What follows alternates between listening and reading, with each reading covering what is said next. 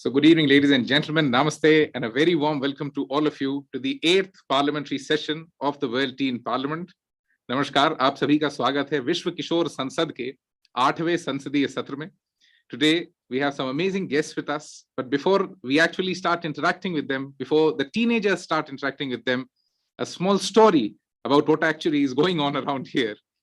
In January 2022, this year, more than 72,000 teenagers from across the world applied to be elected to the world's first parliament of teenagers, the World Teen Parliament. Out of those 72,000 teens, the top 100 teenagers secured a total of 200,000 plus votes to be a part of the World Teen Parliament. What you see right now is a gathering of those 100 teenagers who come from all across the world, who are trying to hold the baton of teen opinion and teen aspiration across the globe. They are here because they have a vision that they think they can implement on their own and have answered a very simple question to be here, that how will I improve the world? And every month, the World Teen Parliament tries to give them opportunity to talk to global leaders, get inspired from them, and share their vision with them. आप सभी का स्वागत है 8वें संसदीय सत्र में. आज के इस बातचीत में जो ये सारे टीनेजर्स करेंगे, हम इन्हें ये अपॉर्चुनिटी देने की कोशिश करते हैं हर महीने कि ये ग्लोबल लीडर्स से बातचीत कर सकें, उनसे इंस्पायर हो सकें और अपने आइडियाज उनके साथ शेयर कर सकें. So thank you so much once again for joining us, all the teen members of parliament and the influencers, and also all the audience on YouTube who has just joined us. I would request anyone who wants to ask a question, put a comment, feel free to do so. Subscribe to the channel so that you're able to attend all the parliamentary sessions and are updated with what all is going on. So that we don't waste a lot of time, let me invite the first speaker without an introduction. He's somebody who does not need an introduction to give the welcome address or the first address for the 8th parliamentary session. A very warm welcome to Mr. Karti P Chidambaram, the Member of Parliament for Lok Sabha from Sivaganga, Tamil Nadu. Lok Sabha is the lower house of the Indian Parliament, or the House of the People. So a very warm welcome, sir. Over to you for the address of the 8th parliamentary session. Good evening. I assume your parliament has a speaker. Should I address the speaker? I mean, that's normally the protocol we follow in our house. Do you have a speaker in your parliament? No, this is actually a flat parliament, sir. There are no speakers. All the teenagers work together in teams. No, I understand. So I didn't know what the structure was. And anyway, it's my pleasure to be here. It's always a pleasure to be among an audience of young people. And I was told that everybody is from the age bracket 13 to 19. So it's quite interesting and exciting for me to be addressing such a young audience. I know that you've come to a process, you are all motivated, you're all interested in politics, in public policy, or you volunteer part of this, or use process to get yourself elected. Politics, sometimes people misconceive as something as only to do with elections. But politics is not just that, or democracy is something that only has to do with elections or with government itself. But democracy, politics, is all not just one-way streets, but they're two-way streets. The more we engage with them, the more we'll get out of it. But by and large, most people are quite apathetic towards politics, apathetic towards government, apathetic towards the processes of government. While they will go out and vote according to their preferences, their engagement with the politics and with quote-unquote the tools of democracy end right there. I hope that's something which your generation will change, will make it much more proactive for younger people, make it more interesting for younger people, and also motivate younger people to interact and to give opinions, to engage, to push, to prod, and to protest. This is a good forum for you to sort of get your teeth into the process, and as you step into life, as you gain more experience, I think you get more engaged. So that would be my very brief opening remarks. I'm more interested in taking your questions, listening to you, perhaps commenting on your own thoughts as well. Thank you. Thank you so much, Karti sir. Before we go to the next speaker, there's something that we especially wanted your opinion once again on. In the parliament, you spoke about the protection or the security of the gig economy workers. It is projected that India is going to be one of the biggest gig economies in the world because we are the biggest workforce at the end of it. And these teenagers are going to essentially be a part of it. Before we go to the next speaker, if you could just speak a couple of lines on that, and then we could go to the next speaker. See, see, the gig economy as we see it in the Western world is part-time work. People do it just to supplement their income streams. But in India, it's not part-time. People do it full-time. So it's really not gig, it's actually full-time work. And they're not really employees because they're basically using a technology platform to provide services. While I welcome technological advancement and it's sort of democratizing the business space and also taking services, with providers of services and people who want services together. But there's a great asymmetry in bargaining power between the app owner or the company which owns the app, the corporate entity, and the individual. Because the rules are set by this large corporate, and this individual who's offering his or her services really doesn't have much of a bargaining power. There is a great asymmetry, and I wanted to highlight this, particularly say with regards to the delivery apps. You know, the kind of pressure they're under, the pace they get. I mean, the kind of jobs they get, the distances they have to travel. So there is a great asymmetry in this whole thing, and somehow the gig economy worker is not protected by the normal labor laws which any other industry would have. So I thought it was important to address it, and it's an emerging sector. The laws of our land are not kept up with it. None of our laws are really future perfect. I mean, as technology evolves, as businesses evolve, laws also have to evolve. So this is just an attempt to make sure that the laws catch up so that the worker in the gig economy is not at a disadvantage. And he or she is at a disadvantage today, and is not at a disadvantage going forward. There has to be a lot of correction. And there is a lot of data which is being collected about the workers. Their privacy is being violated. They know the app knows exactly when the worker is coming to work, when he's leaving, when he's stopping, where he's going. So there's a lot of issues which need to be addressed. And so what I did in Parliament was just perhaps fire the first shot of bringing it to the notice of the Parliament. And now I'm sure it will evolve into some sort of regulatory mechanism which will provide the protection. But it's not going to come immediately. It's something which is going to come. But as youngsters, this is a sector which we should pay attention to and sort of, read up a little bit more, come up with suggestions to see how we don't stifle entrepreneurship, but at the same time we protect the worker who's actually using these platforms.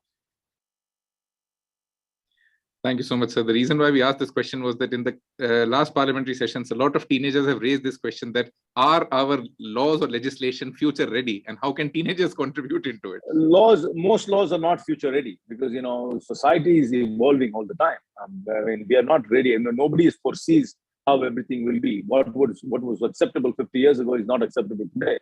So we need laws need to constantly change. So we need to keep redrafting and sometimes even scrapping old laws. Some laws will not be relevant anymore. Say, for example, the laws regarding criminalizing LGBTQ have to be removed. They have no place in the society today. So lots of things have to move with the time. So law is not a static thing. It's a living organism which needs to keep evolving as time goes by.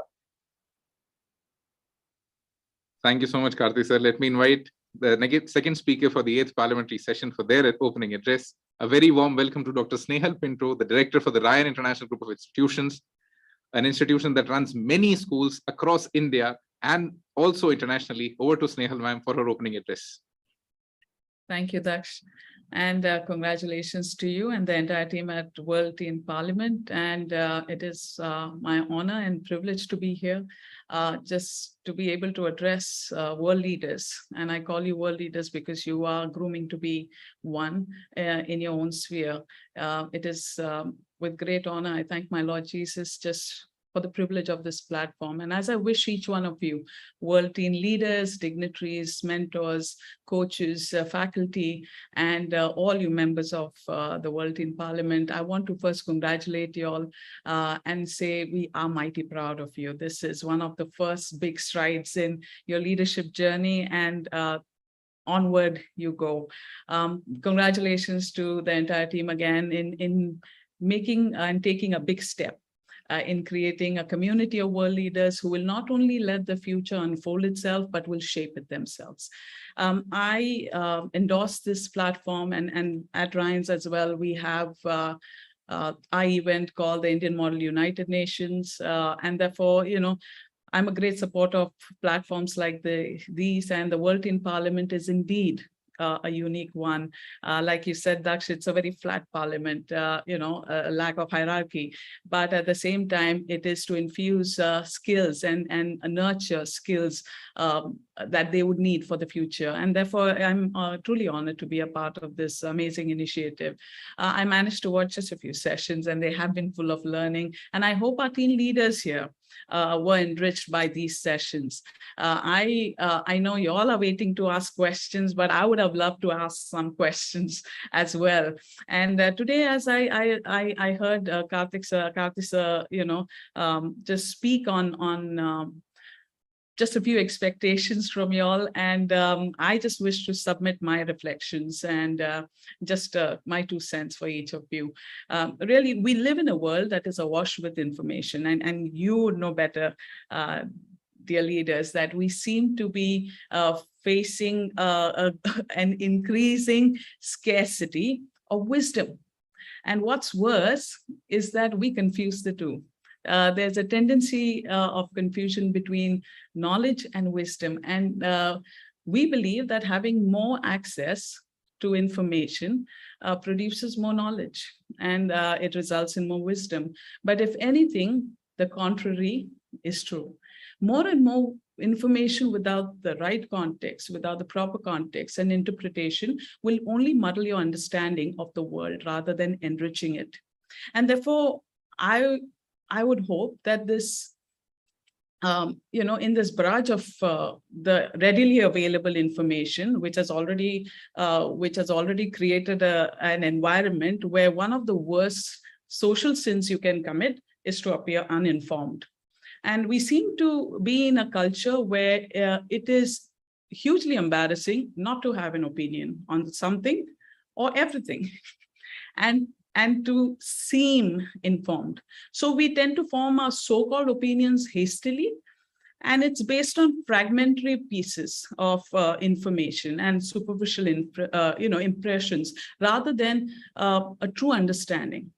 Emerson wrote, knowledge is the knowing that we cannot know. And if knowledge is power, then knowing what we don't know is wisdom. I urge you, therefore, dear leaders, to embrace not knowing with a willingness to learn, unlearn, and relearn. I believe that with all of my heart. That's why I love being a learner for life.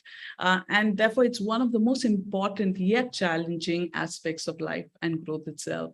Unfortunately, many people get stuck in the mindset of a preacher, prosecutor, or politician, instead of being like a scientist who is constantly challenging, testing, revising hypotheses, with new data. And therefore, complex problems like climate change and pandemic and the political polarization call on us, therefore, to be mentally vigilant, agile, and flexible. And in the face of any number of unknown and evolving threats, humility, discernment, and curiosity are vital to discovery. Bold, persistent experimentation might be our best tool, therefore, for rethinking, reinventing, and rebuilding our nation and the world. And therefore, with a lifelong learner mindset, I urge you, dear leaders, to make the most of every opportunity that comes your way. We have heard of the phrase Carpe Diem, and I know you are the generation that will forge the way to make the difference that you seek.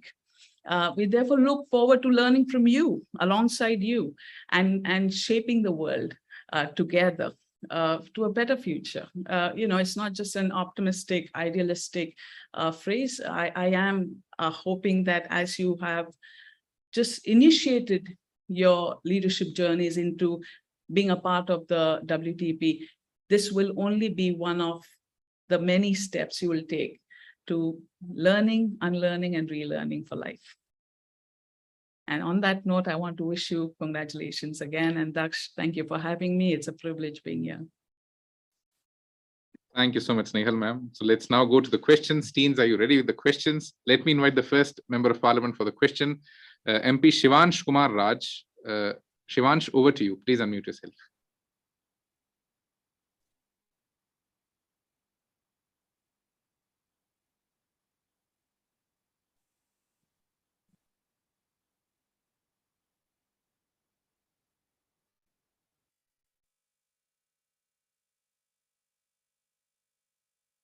Shivansh, I hope you're able to unmute yourself. Okay, we'll come back to you. MP Preksha Mahesh.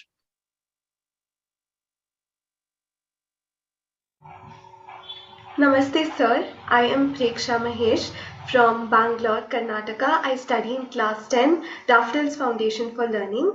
I would like to ask you, what are a few qualities of a good leader that people tend to overlook? There are some widely accepted ways that a leader is, there are different ways a leader is perceived as. There are many qualities that a leader owns. But which are those qualities which are usually overlooked by people that is important for a successful leader? I think is the question directed to me? Yes, sir. Yeah, I think one quality which is grossly overlooked is an empathetic listener. I think that is a trait which one must always inculcate. You must listen to people. You must hear them out. And a lot of times, that's really what they expect, because they don't necessarily expect solutions. They expect empathetic listening. If people in authority, people in positions of power, listen to people more, and rather than lecture them and give them, homilies, I think we'll be a far better society. And another trait which you should have is you must have the ability to change your mind. You can't come into public life or leadership with fixed opinions. If somebody intellectually or morally convinces you otherwise, you must have the flexibility and the humility to change your mind. Unfortunately, in today's politics, we are all so polarized. We all start off with our set opinions, set positions, and we are simply unwilling to change. In fact, I would love to do this exercise with every politician and ask them, what are the things you've changed your mind about? And we should do that exercise. And if you've never changed your mind about anything, it means that you have never listened to anybody and never listened to a cogent argument from somebody else and a cogent logical point of view. So I think these are traits which are greatly overlooked in leadership. Ability to change your mind and to be an empathetic listener. So beyond this point, it's an open floor. So both the speakers can take any of the questions, and if you want to answer or add something, you can do it. I'd invite the next influencer, Shreya Khatkat. Shreya, over to you. Please unmute yourself if you're there on the call.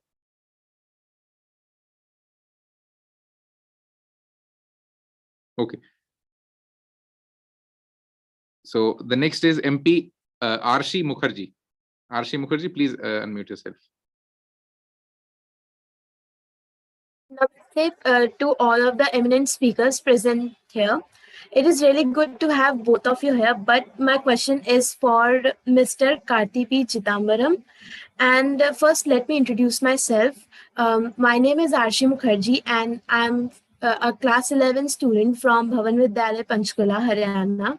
So my question is, when I did a little bit of research about Mr. Karti P Chidambaram, I found out that he has taken an initiative for a group that is G67.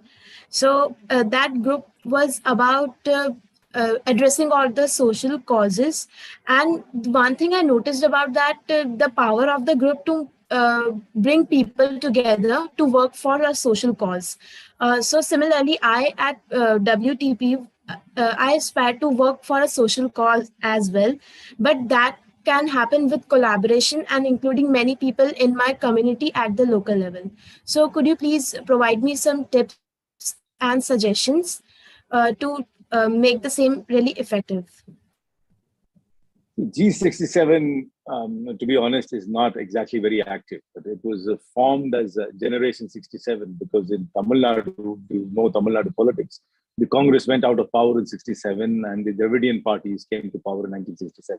So when I formed G67, it was for a generation of people who have never seen the Congress party in office in Tamil Nadu. So it was to a gathering of those young people who are not even young. Now they're all in the 50s. I mean, I'm 50 myself. So to get them together. As far as associating yourself with some cause, I think at your age, it will be better off that you define a cause or something which you feel very strongly about and go about joining an organization which is espousing that cause in your area. So you learn within an organization, you learn how an organization working in the non-governmental space, in the public space, how it operates. I mean, there are various aspects of it, of activism, there is fundraising and all those things. So my suggestion is first to define what you feel. Do you feel, say, animal rights? Or do you feel strongly about or do you feel strongly about sanity? You are what you feel strongly about. It's your passion which should drive you to a cause, as opposed to picking a cause because it's merely fashionable or convenient to pick up. But sir, isn't that what aspirations or passion we have? Some people don't try to reflect it back. So how can we convince them of our? I mean, I really don't know. What is your passion? You got to tell me what your passion. What do you feel very strongly about? What is something which you wake up in the morning actually think about it outside your school, homework, tuition, and exams, which is, I think, the Scrooge of childhood. I know Ms. Pinto is here, but I think we crush children with three things. We crush them with homework, tuition, and exams. So tell me something which apart from these things, which you are really, which is motivating you to do something, and then you got to pick that cause and get on with it. So, for example, at WTP, I aspire to work to create awareness about light pollution.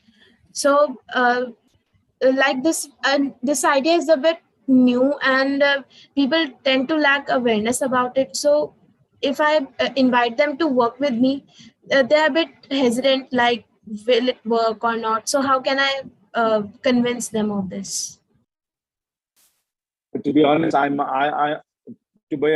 myself not very very familiar with what light pollution is. I know I was given a note by my very, very able legislative assistant today about light pollution. Other than that, I really don't know much. So my perfunctory reading suggests that maybe you should go to the municipality where you are and tell them that to change the bulbs from a certain kind to another certain kind. That is actual ground level activism. Maybe you should go to the municipal office and say you're using a certain kind of bulb. Why don't you change it to another kind of bulb, which will be better off for the environment? I think that's where the action is. And you should maybe stand under the light every day, and when the lights are on, and give out a pamphlet to people saying why this light needs to be changed. And maybe get 10 people to come along with you to go to the municipal office and get them to change one little bulb. So that's how you actually start activism. Thank you, sir. I had really great things to take away from this discussion. Thank you.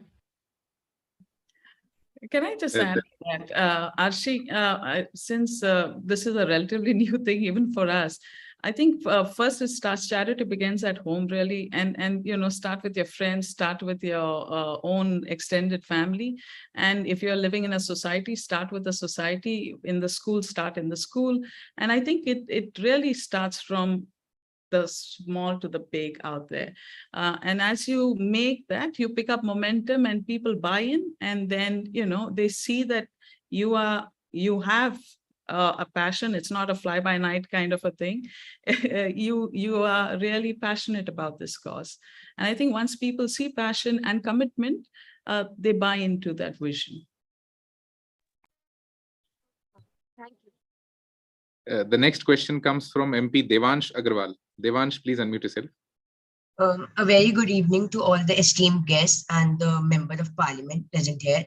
I am Devansh Agarwal, a student of Class 10, Delhi Public School, Chandigarh, and I am an MP in the World Teen Parliament. My question is to Snehal ma'am. Ma'am, my question is that what, according to you, is the difference between we have between the Indian and the Western education system, and how, as teenagers, we can eliminate these the negative differences and improve the education system of our country? So that's a pretty broad question, but just quickly touch upon some of the differences. I think systemically, there was a need for a certain outcome from our system of education in the years gone by.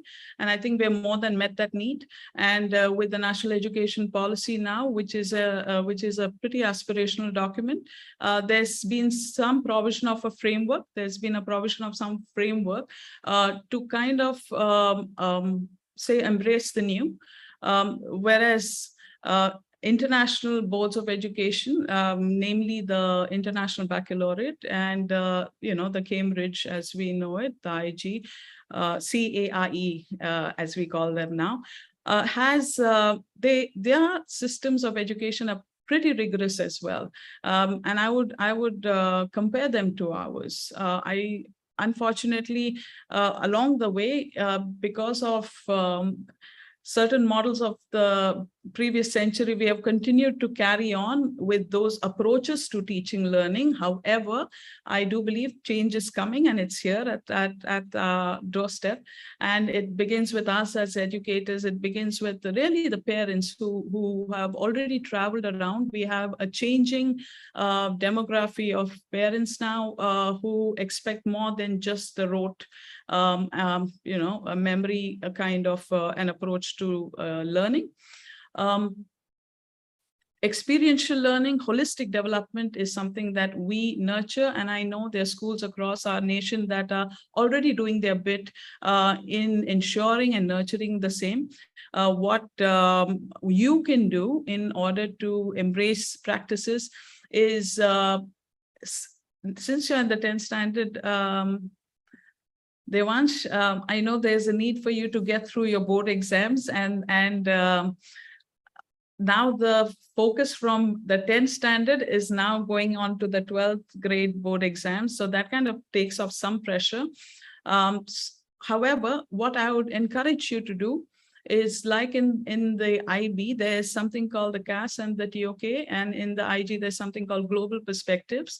It's something about providing a worldview, and you being a part of this parliament is one of those events and those platforms and activities that you are already endeavoring to be a part of, to get a holistic global view, a worldview that helps you understand not just your immediate surroundings, but the ethos in which you are based, the world context in which you not just exist, but why you are here. And how are you responsible and accountable, not just for to the earth that you live in, but also to each other across. We have a raging war in some nations not far from us. Now, how does that affect me? It's about nurturing humane leadership. How can we understand that we are not living in isolation? And learning topics is not going to help you. It's about learning skills in, say, resolving conflict. And I'm sure you've done that at World Teen Parliament. So it's adding to your topical learnings, if I may say so. That is one of the immediate things that we can do as students. Go beyond the topics. Learn why are you learning what you're learning? That's important. Ask yourselves, ask the teacher. And if she doesn't have a satisfactory answer, the other teachers will. But I would suggest be a voice collaboratively with the teachers as well. I think it's important that we are all in it together. I think that's the way of the future. And you are part of it. You're a big part of it. You're the reason why we are here. Thank you, ma'am. Samiksha Tomar.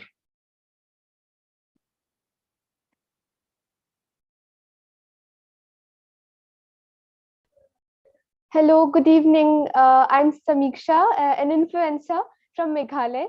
So my question is for Chidambaram sir. So what are the challenges you faced initially when you became the member of the parliament? And what is the best part of being one? You see, the skill sets you require to win in your constituency and keep your constituents happy are completely different from the skill you need to be in parliament. For example, there is really no distinction between any elected official, be it a councillor or an MLA or an MP. The public would come with outreach to you is always about basic amenities. My street, okay,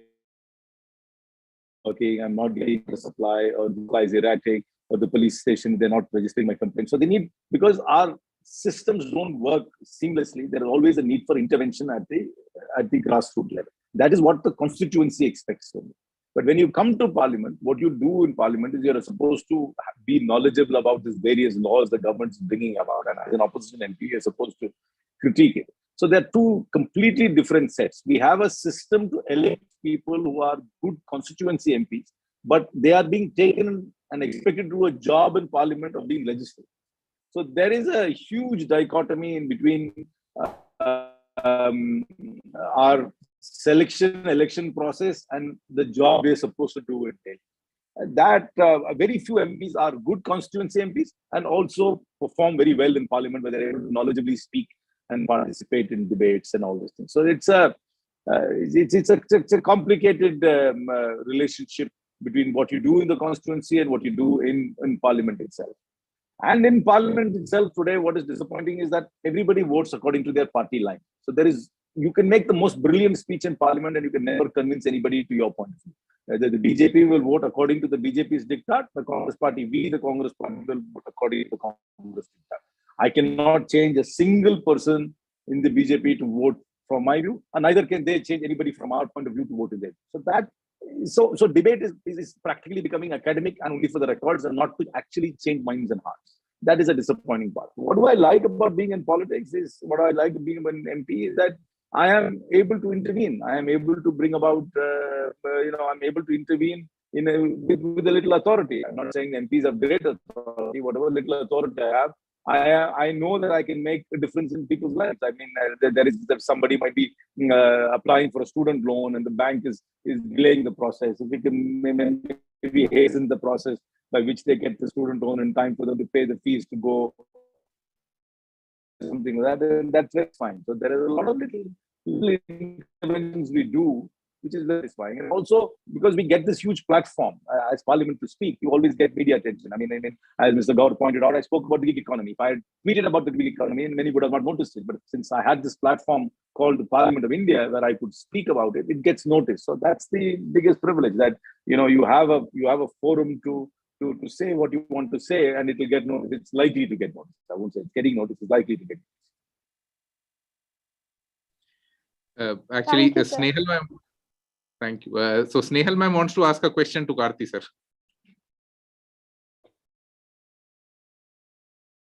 Karti sir, I have a question, and I hope you won't mind me asking you, because I see 100 potential leaders here. I'm just wondering if there is a pathway, some kind of channelized. I'm not able to hear it very clearly.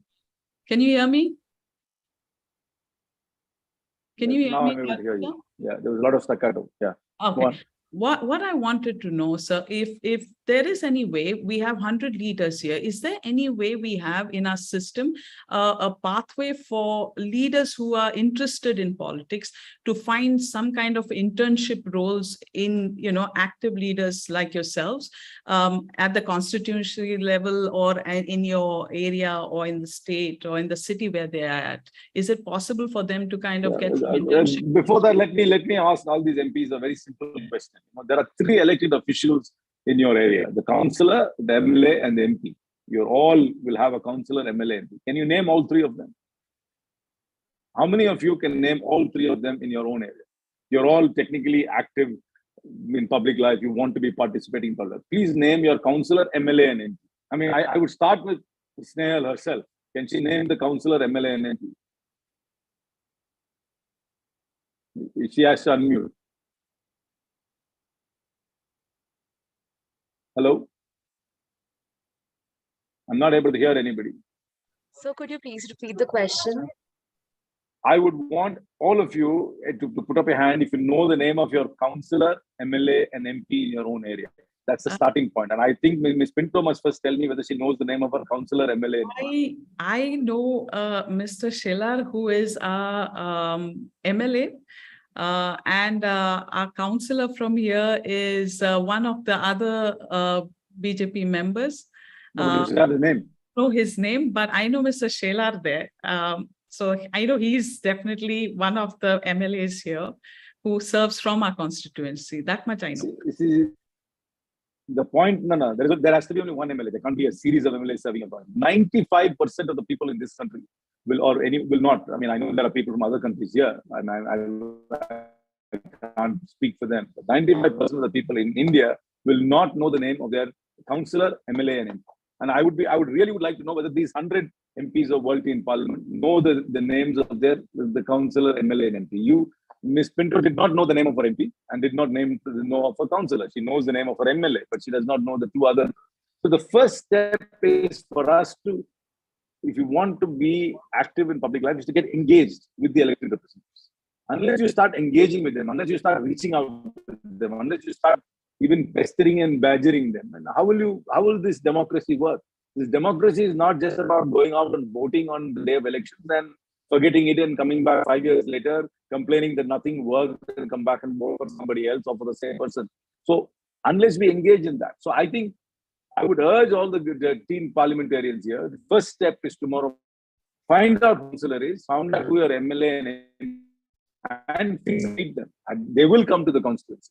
It's a myth to say that politicians do not come to their constituency, never meet people. All of us meet people. We are people's persons. We do meet people, but make an effort to meet them. For example, in my constituency, I have 1.5 million voters. It's impossible for me to go and meet 1.5 million people. But if anybody makes an initiative, they can definitely meet me. There are multiple offices there to meet me.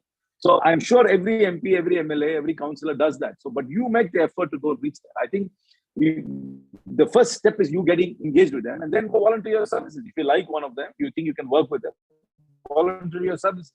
But there are, of course, some very established internship programs like the one we MPs have called the LAMP, which when my LAMP is here, Gauri, she's on this call as well. I mean, I hope she would say a few words. They come through a very, very competitive selection process and they are assigned to MPs to be our legislative assistants. They come through an exceedingly competitive process. But there are many programs like that. But the first step is at your age is to go get engaged with your local representative and maybe say you will come once a week, sit in their office and receive people complaints. And you will catalog the letters they receive. You would be surprised the number of letters an elected representative gets. So why don't you volunteer to go and sit in your MLA's office or your office and say, between say 4 and 6 p.m. on every Wednesday, I will sit in your office and I will listen to everybody coming to your office and I will put a little register to register their whatever complaints they have or whatever issues they have. And I will take it up to the councillor to make sure these issues are done by the next week and you come and check with me. Why don't you do that? Wow. I think a superb idea. First thing is to do that, I think. First thing is to get all the names down and then get engaged with them at the local level. I think democracy is about engagement in two ways. We believe that just voting alone is engagement. That is not engagement. That is just a civic duty you're doing. Engagement is constantly going and meeting them, telling them these things, getting things out there. And please understand, every politician likes an active citizen. It makes life easier for us. When people come to us with issues and we sort it out and they go back, they are a representative, that's how it works. But that's where you need to get engaged. All of you have to get engaged at a local level. I missed that last part. I'm sorry. All of you have to get engaged at your local level. I think the simple thing is to go and, first of all, get to know your councillor, MLA, and MP, and then go and say that you'll volunteer a couple of hours in their office. Thank you. The next question comes from MP Carla Torrecosta. Hola. Hello, good afternoon. Hola. Hola. Hola. ¿Cómo estás? Muy bien. Muy bien, sí. I am Carla Torrecosta and I'm from Spain, a city near Albacete. And I'm 16 years old. And my question is, how would you describe getting to the post of director objectively, but also as a woman as we speak, because we have the opportunity to ask you. So how would you describe the process of getting to being a director as a woman? Thank you. So thank you. I didn't catch the question well.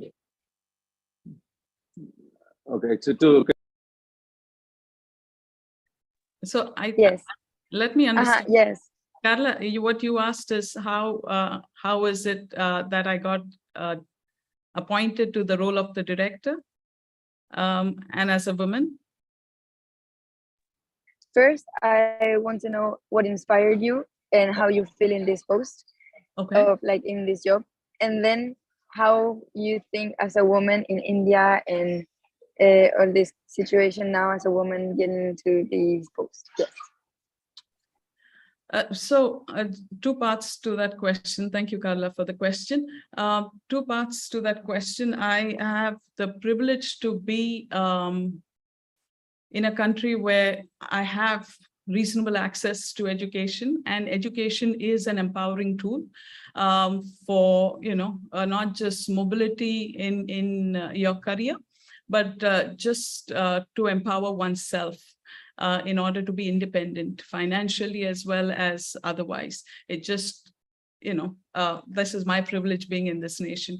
And what inspired me to be in the role that I am, I did not aspire to be in the role. I am a teacher, essentially. And I started out as a teacher and served in the primary section, climbed up the ladder, having served. My parents started the schools about 46 years ago, started with one school and 36 kids, and now we've grown on to 135 schools pan-India. And I've been the closest watching that journey over 30 years. And so it was humbling, at the same time challenging, and I felt the need to serve. And not because it was a part of my family calling, but because I saw the work that was involved in it. And it's one thing to, impact a life, one life at a time, and to be able to see the impact that you've made and seeing them transformed as individuals, as leaders, as people serving the society and this nation productively. It kind of is inspiring and humbling at the same time that you have a role to play in it. So yeah, I basically went through the ladder rung, and just one role after another. And I serve in the role of a director, mainly academics, and also taking care of the international curriculum section for our schools. So that is something. And being a woman, objectively speaking, I think the major challenge for me has been work-life balance. There is no work-life balance. It's just a part of who you are, but I don't let the work define me as a person. And I think it's very important for us to ensure that as women, that our work is not our identity. Who we are is, it should bring about, and for me, because I'm a believer in Christ, for me, it's about carrying the fragrance of Christ wherever I am, and how I conduct myself is important. I believe, as the Bible says, I'm the salt and the light of the earth, and I like to be that and do my bit to add value to this world. So yeah, I enjoy being, rather, it's not about being a lord over people, but serving the teachers, serving the children, serving our schools. That is what I enjoy doing. Yeah. Thank you so much. It was a really complete answer. Thank you, Karla. Priya Sonkar.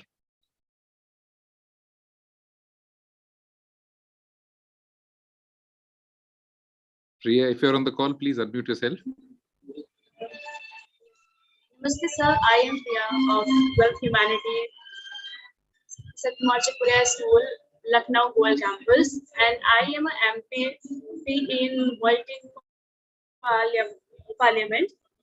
My question is to sir.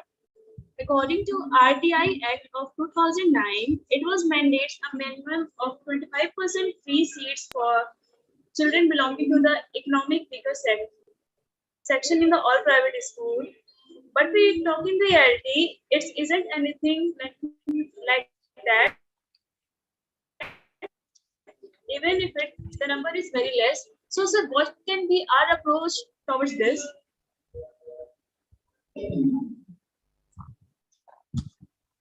Yeah, the RTE, while it mandates that 25% of students must be admitted from the economically weaker sections from the proximate area of the school, as in reality is not been actually implemented everywhere. In fact, there have been many, many bottlenecks, and Ms. Pinto will know that schools themselves come up with unique bottlenecks to avoid admitting students under that quota. First of all, it's not a well publicized or a transparent process itself. So while RTE has its pluses, I think if you really want to undertake massive reform in the education sector, I think we really need to put in more money to upgrade the infrastructure of public schools, make sure that the rich people, I mean, and the influential people and the people in authority actually send their children to government school. I have never met a collector, I have never met a district SP whose children go to the government school. I've never met the parliamentarian or an MLA who sends his children to a government school. So I mean, I've not sent. So the whole system is anti-government school. Anybody who can avoid a government school will avoid a government school. So until and unless you upgrade government schools, unless you fund government schools, improve their infrastructure, make it cool for people to be in government schools, the entire educational system will not improve. While we can have private schools, the vast majority of people can't afford private tuition fees. So education has to be free. Education has to be very, very modestly priced, and it has to be available to everybody. In fact, we discriminate people at birth. The fact that you, I, and all of us went to better schools itself is giving us a head start in life. And people who did not have this opportunity to school were stuck in government schools in rural areas where there's one teacher for 3 classes with no basic infrastructure, start off life with a great disadvantage. So we really need massive investment in the government schools. And perhaps we must start giving, like in Tamil, like now in Tamil Nadu, for NEET, for medical colleges, 7.5% of the seats are reserved for government school students. That's a leg up. So that's an incentive. So you need to make it more exciting for people to study in government schools, and sort of make it until societal leaders start sending their children to government schools, the school systems will not improve. Otherwise, we'll have this apartheid system of private schools and government schools where they'll be on a 2-track system, and we will have this one section of society getting the tools to compete with the world, and one section of such society getting left behind, the vast majority getting left behind. So I think a lot needs to be done. I have suggested a few things in Tamil Nadu, not necessarily very popular things, is to bring about a lottery to raise funds to fund government schools and to fund higher education and make it free. I really want a society in which education from kindergarten to post-graduation to even to doctorate be free or very priced. Education cannot be a privilege only for the wealthy. It must be available to everybody on an even keel. Thank you, sir. Sonal Gupta. Good evening, everyone. My name is Sonal Gupta. I'm a first-year student at Christ University, Bangalore. I have a question for both Snehal ma'am and Karti sir. So I would first like to ask my question to Snehal ma'am. Ma'am, how do you define excellence as an educationist? So as an educator, excellence to me is about endeavoring to do the right thing consistently and with the right intent. Achieving success is very interesting. It's a very interesting parameter. But for me, it's about, just a quick one. Yeah, excellence is about doing the right thing with. Yeah, let's.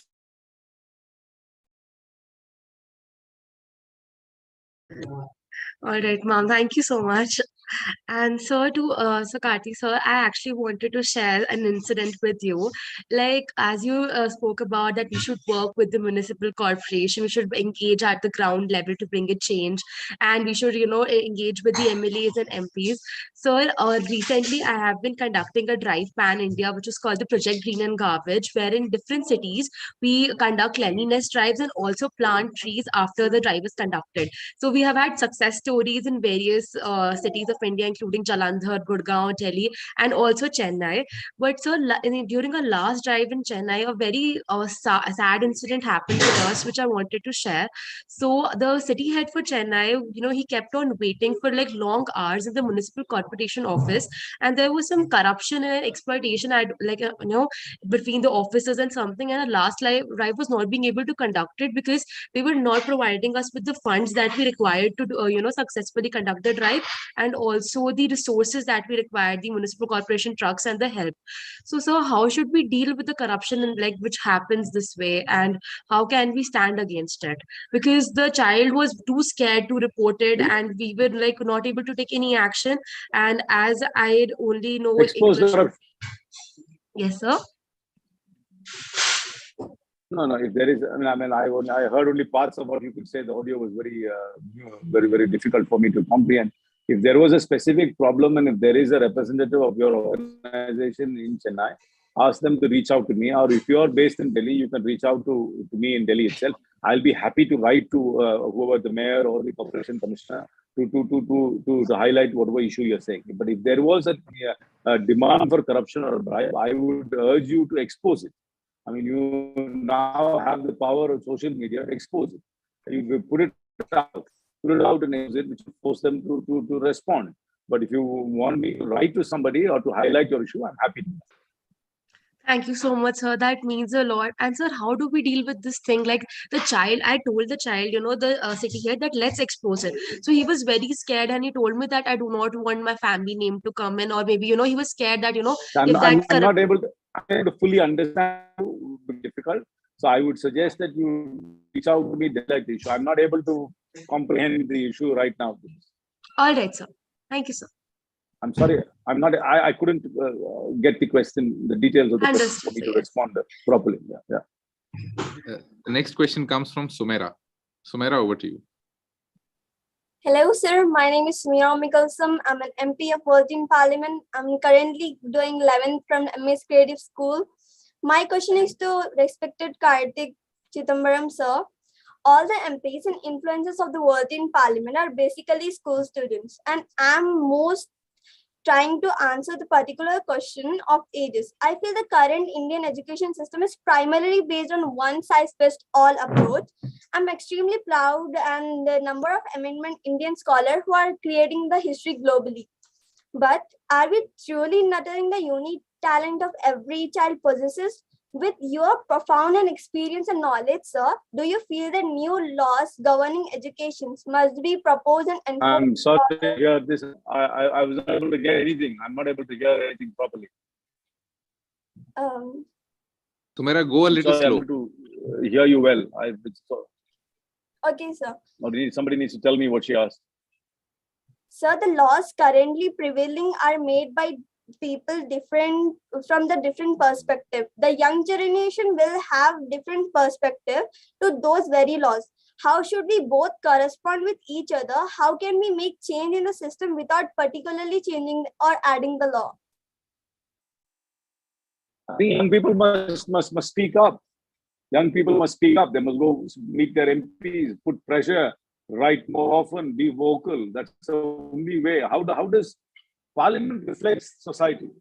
Whether we agree with it or not, we come from society, so we reflect the mores and the views of society itself. So the more you engage with us, the more you educate us, the more you put pressure on us, the more you petition us, we will reflect your thoughts as well. Unless you engage with us, we won't. And MPs are also very, very conscious of the electorate. If there is a large population within their constituency which wants this to be done, or if there is a large group of people which want this to be done, they will be responsive to it. So the idea is you need to also engage and you need to put your views forward. And I'm not just talking about social media posts, but I'm actually talking about physically going and meeting people and giving them the pressure which they need to raise certain issues. If you have a certain issue to raise, if MP is not raising it, I'm happy. If it's a universal issue, it's not a constituency specific issue for you. It's a universal issue.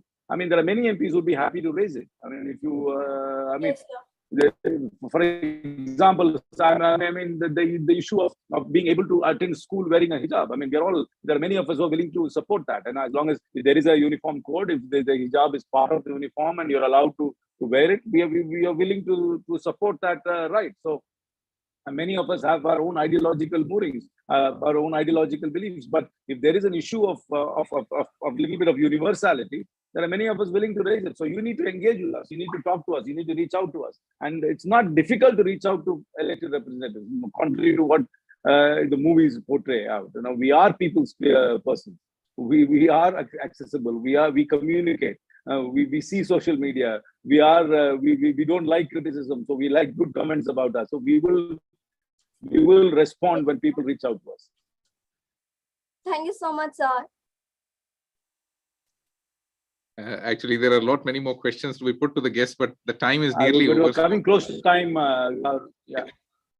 So I would prefer I would like to stick to the time limit. Yeah. So we are concluding the session now. We won't be able to take any more questions. But before the session comes to an end, I would request both our guests today to leave all these teenagers and all the other teachers, principals, students, parents listening to these sessions, who might even listen to this session in the future.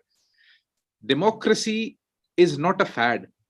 And the challenge that the current generation and the next generation sees with democracy, they don't find it very glamorous. So can you make any case in point that attracts them to at least think about the nuances of it, and would it stay relevant in the future, and how should they interact with it? Would Snehal go first, or do you want me to go first? Sir, Anyone? I'm all right to go, but I'm just quickly alluding. Mr. Ashish Shelar is sitting MLA. Just wanted to put it out there. I'm glad I got that one right. The counselor and MP is a counselor. So I was like, thank you, Lord, that I got at least one right. But anyways, coming back to your question, Daksh, and I think one of the things, when we talk about leadership, in the realm of politics and democracy being our privilege, that we are here, being able to at least enjoy some freedoms. I think one of the things you've got to make up your mind is one thing, that you're ready to serve.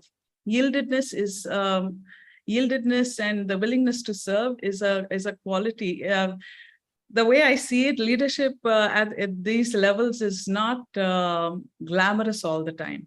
How do we attract young people to be a part of what's going on in terms of governance and in terms of being engaged with activities, as Sir has pointed out. Make a start. Make a start. If environment is your passion, make a start. If engaging with governance and all those in governance is something that you at least like to do, make a start. I think it's in that sense, the Nike's "just do it" comes to mind. But more than anything, if you do not have the heart to serve, from what Sir earlier said about empathetic listening, if you don't have empathy itself, then you will need to develop that. First, you need to develop that, and it doesn't come overnight. It's something that you want to develop. So there are certain qualities that you would want to develop as a leader.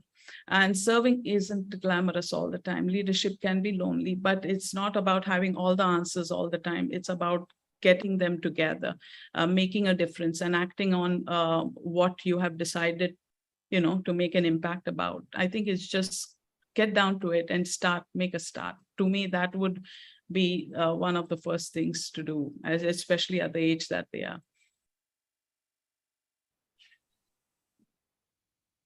See, democracy, don't take it for granted, particularly in India. I mean, at least from where I see it, if you don't work on it, if you don't water it, and if you don't engage with it, democracy will not exist if you don't nourish it and nurture it. So the more you keep engaged, keep watch over it, it will thrive. And an active citizenry, an educated citizenry, an informed citizenry is very, very important for democracy to thrive. So you don't need to necessarily be in politics to keep it alive. You need to be a citizen. When I say citizen, it means it comes with duties, responsibilities, and rights. It's not just rights. So and the duties is to preserve society, is to speak up for people who can't speak, and to be a voice for those who can't actually raise their voice. That's very, very important. And you should never be afraid. You should never be afraid to say what you believe in. You should never be afraid. And as I said right from the beginning, always be open-minded. Be open-minded to change your mind. Anybody who's starting off life and ending life with a fixed position, I think that's very, very complicated. I think we must have the ability to change minds. And in fact, as an exercise, as I told you, to write down the 3 names of the councillor, MLA, and MP. Another exercise I would like you all to do is to actually say about what issue did you change your mind? Not necessarily from today, from last year to now. Have you changed your mind about something? If you haven't changed your mind about anything, that means you're not been talking to enough people, or you're not been reading enough, or you're not been open-minded. So what do you change your mind about? I mean, it could be something even about as trivial as a particular food I did not like, but now I've changed my mind about it only because you've tried it. So then you could go on to bigger issues. And you should challenge your parents. Actually, you should go and challenge your parents after this meeting and ask them, what did you change your mind about? If they say they've never changed their mind about anything, I mean, then that's very worrying. I think the takeaway for this session would be that have you changed your mind about something in the last 30 days or 10 days? Every teenager should experiment this. Yeah. Thank you so much to both of you. Don't change your mind about studying, please. Just focus. Anyway, Miss Pinto comes from a certain perspective. I come from a certain perspective. I will tell you this categorically on record. If I have the power to do it, I will ban homework, tuition, and exam. I would agree with the tuition part and the homework part, but the exams are necessary. And definitely exams with marks and which are published, which when you go to somebody's house, the auntie is always bragging that our son gets first rank all the time. You've never gone to any house where the child is not getting a ranks are out. No. That should be a no. I'm with you on that. I'm with you. Marks should only be told. Marks should become grades, and grades should only be told to students. And students, if they choose to, might share it to their parents. Investment would be for learning, sir, in the future. But we are such an exam. We are an exam obsessed country. 99.6 will get you a seat, and 99.4 will give you disappointment. I do not want a society like that. And as I told you, no, please, if I ever have the power, and I hope I will have the power one day, I will do away with these 3 things. I will do away with exams, homework, and tuition. I'm counting on you, sir. Okay. Well, wish you all the best. Thank you. Thank you very much. My pleasure. Thank you very much. Thank you. All the best bye. to all the World Team. God bless you. Thank you, everyone. This was the 8th Parliamentary session of the World Teen Parliament. Namaste. Have an amazing weekend.